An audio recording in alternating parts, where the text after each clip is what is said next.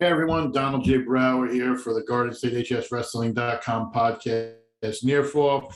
Little special edition here. I had mentioned on Twitter for everyone who had talked about it, we were going to try to do one pre-districts, pre-regions, and we're going to try to do one each state's day. We'll see how that works. But I have all my stuff in. It's late here Thursday after all the seating went in. I guess the state released everything at 8 p.m. So tomorrow I should have my predictions up. They're done. They're scheduled. Should be up right around 1 o'clock. With everything being a one-day tournament this year, it's easier. So don't have to worry about trying to get it out before Friday. That it doesn't happen. We'll have that up. Also, before we get into any more stuff, I got to talk about my sponsor, Dan Warnikoff Champion Athletes. The man who brought me here, the man who's had my back the entire time. Your body is a car. Look at it that way. And if you want to get your best performance, you got to put the best fuel in it. Dan Warnikoff will help you with the meal plans. He is the man you want to talk to help you get better. Athlete, non-athlete, in-state, out-of-state. Give Dan a call. He will help you get better. ChampionAthletes.com. But as I was saying, we have we're doing a special podcast here. And we are going to have my prediction will be up for tomorrow. It's going to be a little interesting next week. With sort of a format change with how they do regions. For a lot of fans of regions, they used to do it Wednesday. They would have second and third wrestle, then Friday and Saturday. Well, that's changed this year. They've now condensed Friday and Wednesday.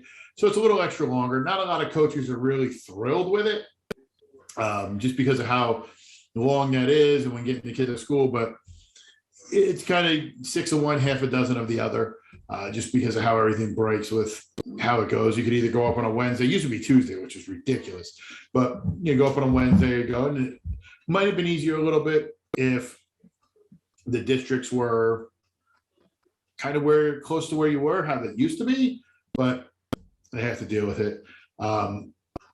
Big thing I want to talk about too, especially, like I said, my prediction will be up tomorrow. A little bit of the fallout from some of the polls that we had come up this week. I know NJ.com had Mount Olive as the top public school team, third in the state in their poll. I'm a part of the New Jersey Wrestling Writers Association. Somehow we had Mount Olive 8, even though they won a state title and did everything else, but somehow they couldn't jump above a Southern team that didn't make the final. But it is what it is. Certain people want to vote how they want to vote. I voted for Mount Olive. A lot of people asked me what it was, why. And I had a little bit of backstory with why I decided what I did, because both walked away state champions. And I'm not going to lie, Peterborough was very impressive down at states. I think they won 51-8 against Howe, which was kind of shocking to a lot of people. Not me, because I've kind of been keeping up on stuff, but it's for most people. But this is kind of why I voted for Mount Olive, and I'll give you my reasons. First, they have a win over a Group 3 runner-up in Warren Hills, who handled Phillipsburg its worst loss in recent memory. Number 2, they also have wins against Delaware Valley and Pope John, also group champions. They handed Group 2 runner-up High Point one of its most lopsided losses. Another comparator, because they didn't get a chance to wrestle. Phillipsburg and Mount Olive had a common opponent in Hunterdon Central. Mount Olive beat Hunterdon Central by 18. Phillipsburg only beat them by 4. I also reached out to 6 coaches who had either wrestled both teams or were in tournaments that featured both teams at some point during the season. And I asked them, who do you think would win? 5 coaches told me Mount Olive. The 6th one said it would come down to a coin flip, and that would be determined who would win. So I know I've been getting a lot of blowback from people on other teams, especially some Warren Hills parents who said, well, if they had this person, they had this person. I understand. Hagginson also wasn't there from what I understand, for Mount Olive. So it is what it is. But if this would have been a completely moot point if Warren Hills had beaten Delsey, but they didn't. So it kind of makes it great. And the one thing I think that you look at too, when you look at how both teams finished, Phillipsburg had one really bad loss that sticks out on that resume. And I told people, I said, show me the loss Mount Olive had that was horrible. Mount Olive had 2 losses. They lost to Southern by 1 in a dual meet early in the season, and they lost to Del Barton by 22. If you're in that range with Del Barton where you were leading at one point, you were midway through, they got a lot of depth. Del Barton does. So it's kind of a win by a loss, if that makes sense to a lot of people. So that was kind of my opinion. I know certain people didn't agree with it, and it makes great fun for the forum and doing this, but hopefully they'll get, we'll get them set up, next year with a duel if possible. I know they're both young teams. Hey, if they want to, I'm offering the invite right now to both coaches and, both staffs. If you guys want to come to the All-Star match I'm having in May, once we get it set up, I'll set it up where I pair the state liners against the Marauders. In that scenario, we can get an official score, in an off-season match. But hey, let's do it. Let's have some fun with it. Now, I know when we talked a little bit, we kind of breezed over my my top 10 on the podcast. Everything was still going on so great with the groups. And before I get into my top 10, I just want to say, great job by Franklin hosting. Get a better Wi-Fi setup. It was kind of ridiculous that a tin can to get better reception in that building. But for everything else that went, wonderful atmosphere. The way they had it set up was great. The only thing I would suggest next year is if you're going to do it with the 2-3-2 format, as far as that, when you break down the last mat, don't leave the 2 mats next to each other. It was kind of awkward how it was. I would leave both side mats out so you could have fans and bleachers and separate them. There's a lot of interactions. I saw maybe some physical interaction between a fan of a Southern team that lost in the last match to a Mount Olive team. There might have been a punching of a person. I see what I see. But, I got a chance to talk to Connie McGuire down there and tell her, what I thought about the tournament. And, just it was really kind of good to see there was more of a very hands-on approach with everything.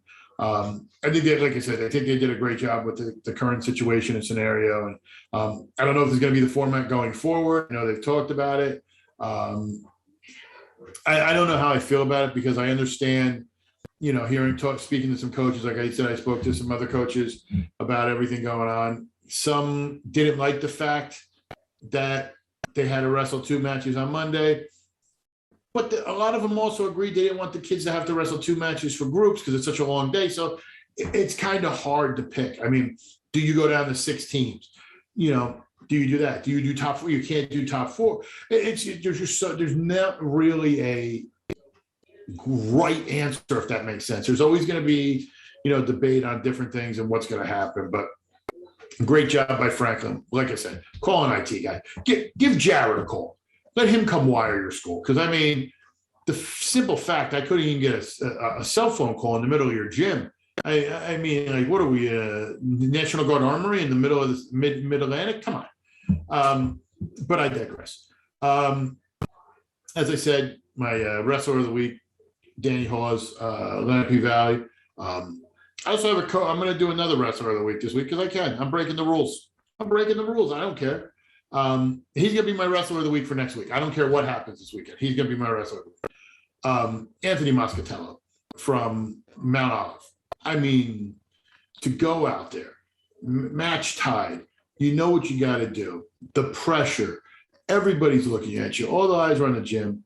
And for you to go out there and get the win and give your school its first group championship in school history, congratulations. You're my wrestler of the week next week. I don't even know why I'm explaining like I have to explain it. I make the rules. If people don't like it, pack salt, kick rocks, kiss my ass. I make the rules. It's my site. I make the rules. Speaking of my site, not our site, you can co-opt it a little bit, but I'm the owner. Remember that. It's our country, but I'm the president. We're going to be making an announcement. We're dotting the I's, crossing the T's, but we're most likely locked in unless something changes to be broadcasting Region 1 on here. We'll have the feeds there. I'm working with some other people, seeing if maybe we can get feeds from some places out, other places, so you don't have to go anywhere else. we'll see. But right now, for sure, we will be broadcasting with commentary Region 1 finals. Mr. Soltis will be joining me again. If you tuned in for the Passaic County Wrestling Tournament, he'll be joining me for commentary, and that'll be, a good time. Hit my final top 10. I have most of the scores updated on the standings. Everybody sent their stuff in. So the records are pretty much locked in, got everything rolling there. My first two in, I got to do Butler. Great season for Coach Luciani. Fell short of the conference title in the NJIC, but they've came up against a really good squad. So I got them there. And I got Montville. Montville, I think, had a really good season, turned it up late, had a great year. But then now I'll get into my regular top 10. I know I've seen some other top 10s released for the area. I know these are the ones that, I've relied on coaches and done some stuff. I hate when rankings are reactionary. Like give a idea of the whole body of work. That's how I look at it. So there are some changes this week, just kind of personal feelings, like just asked a few coaches, flip the coin type situation. So number 10, I got Hanover Park. Solid year. They won their section, went down, lost to eventual champion Raritan. Nothing to do there. Newton's ahead of them by virtue of a win via criteria up at the duels in Newton, middle of January, 15th, I think it was. I got Newton number 9. Jefferson beat Newton. They're very solid. I got them number 8. Morris Knowles had a great season. Anthony Fazzilli, first year out, getting them to the sectional finals. They met a steamroller in Mount Olive, but, great job. Team to beat them, Morris Hills, made it to the sectional finals in Group 3, lost to Paramus, but still another good year for Coach Bollett. Number 5, I actually kind of switched up a little bit. Kittatinny.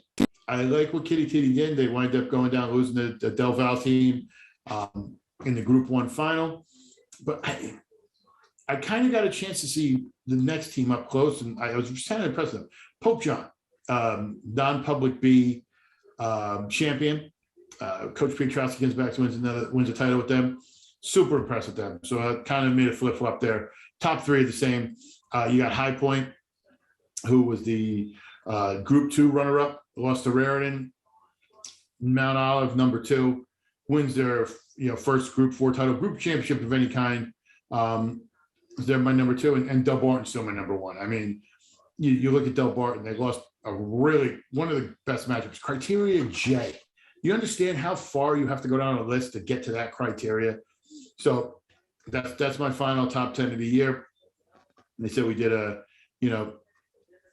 great time covering some of these teams this year. Some of them were assholes, but we had an enjoyable time this year. Now, my question of the week, and this is my grab bag question, if you want to call it that. Nobody sent this in. I was asked this at groups by a couple people, and it was funny because it was kind of fitting with how we did the polls, and it was kind of like worked well with what we did. So I'm not going to credit anybody with this because I was literally asked by 5 or 6 different people this. So to all you 5 or 6, if you're watching, you'll know who it is. And thank you for watching because you came up to me and told me you watched. So I hope you're watching this one. How do I break a tie or a 3-way tie in some instances for my rankings, both state and individual? Well, I kind of have that scenario for some where, like we talked about with the states. This is how it would work for me. So Phillipsburg lost to Warren Hills, who lost to Mount Olive, who lost to Southern, who lost to Phillipsburg. So it's a 4-way. The first thing I do is I look at the date. So Warren Hills steamrolled Peaburg in the middle of January. Fine. So I look at that, and that's a big loss. That's not a 1 point, or a one bout match. Like, so you could say, okay, this person was out. That's a huge loss. So I kind of keep that in the back of my mind. And then when you look at Warren Hills and Mount Olive, yes, Charlie Piglione was out, but like I said, Higginson was out, so you have that. Southern beat Mount Olive, but I've talked to people from South, because that's the one good thing too, from South Jersey and that area, it's not the same thing, and there was a lot of close bouts. So you have to kind of, take it, and also you're going to have a judgment call. You look at common opponents, like I said, with Mount Olive and Peabody, Hunterdon, etc. With other teams, this is, you kind of see how they match up and go well with. And I know one of the, another one just came to my mind. Another key example from out there was which states was Warren Hills, Peaburg North. And it's like, what team were you getting? It's really just kind of, you get an idea, you look at the records, and you just try to make the best choice, because you're going to piss off. It's almost like a referee position. You're going to piss off half the people anyway. So it is what it is. You just go with it and you deal with it. And listen, look at me. Does it look like I give a shit if people want to argue with me? Come debate me for your opinions. Come debate me for why you think this team is. Like I said, I've been answering questions about why people think I'm an idiot and Peaburg should be number one. I have people who think that Mount Olive should be number one. I've had people tell me Kingsway should be number one.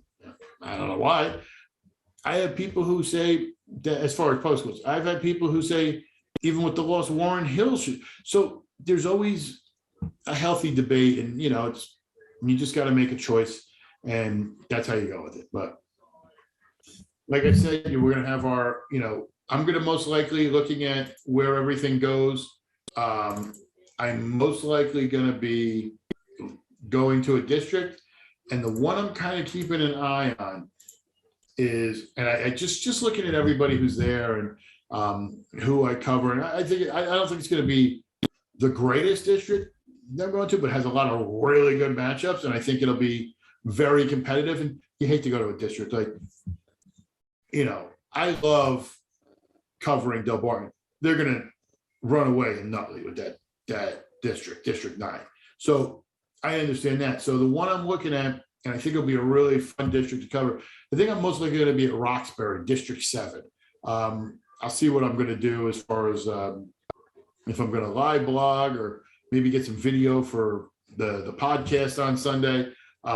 We'll figure it out what we're going to do, but I'm going to most likely be there. Probably be tweeting results, getting some footage, getting some interviews with some people, do some stuff like that. But that'll probably be the district I'm at. But like I said, if you want any questions you got, admin at GardenStateHSWrestling.com. If you want to donate, you can. The links are on there. Visit our sponsors. Like I said, Champion Athletes, Dan Warnikoff, the man. I'm sorry if I've rambled a little bit. It is kind of late, so we're trying to get this out. Apologize if I've kind of jumped all over, but go out and enjoy some district wrestling this week.